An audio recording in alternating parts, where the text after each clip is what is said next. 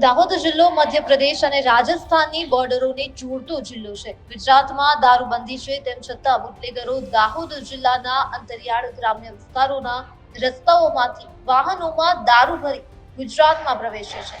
જેમાં આજ રોજ મોટી ખરજ ગામ નજીક ગરબાડા દાહોદ હાઈવે પર પિકઅપ ગાડીમાં ભરી દારૂનો જથ્થો ભરી પિકઅપ ગાડી દાહોદ તરફ આવી રહી હતી.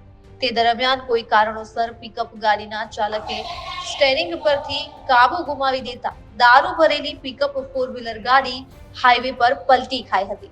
જેમાં પિકઅપ ગાડી પલટી ખાતા જ પિકઅપ ગાડીમાં ભરેલો ભારતીય બનાવટનો પ્રોહિબિશન જથ્થો હાઈવે પર વખેરાયો હતો.